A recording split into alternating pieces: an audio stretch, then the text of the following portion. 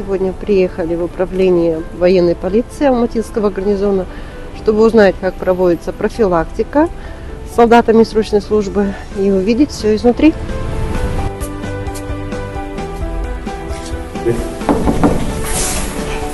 Разрешите?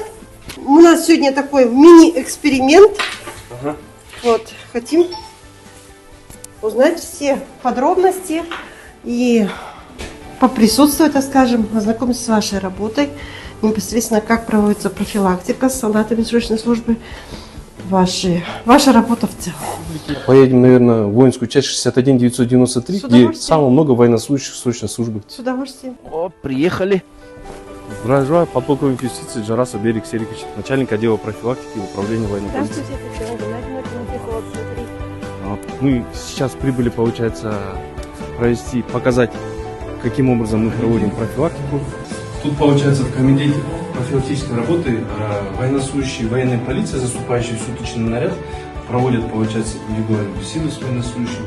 24/7 готовы принять любые жалобы и заявления военнослужащих.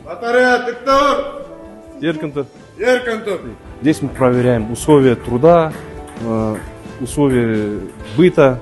То есть ежедневно в каждое подразделение мы приходим, проверяем их досуг, жалобы, заявления. Сложно быть в армии? Не сложно. Почему мальчишки боятся идти в армию? Как думаешь? Ну, не знаю. У нас все хорошо. Понятно.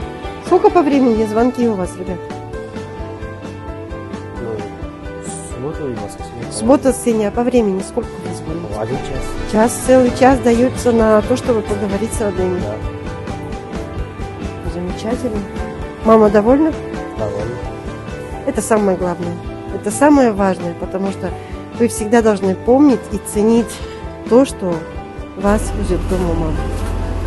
Берик Сергеевич, скажите, пожалуйста, а здесь что происходит? Инструктор отдела военно-автомобильной полиции, он проводит инструктаж с водителями военной техники, где доводит до них, получается, меры безопасности, правила эксплуатации техники. Также здесь проверяется состояние данной техники.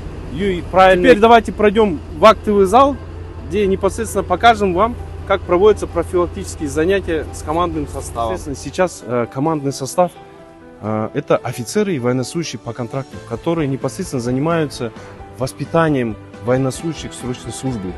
С ними точно так же проводятся занятия. Спасибо, Берик Сергеевич, за очень интересный рассказ.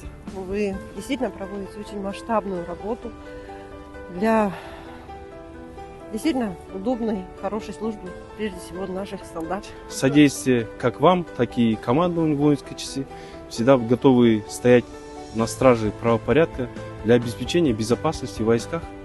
Спасибо. Вам спасибо большое.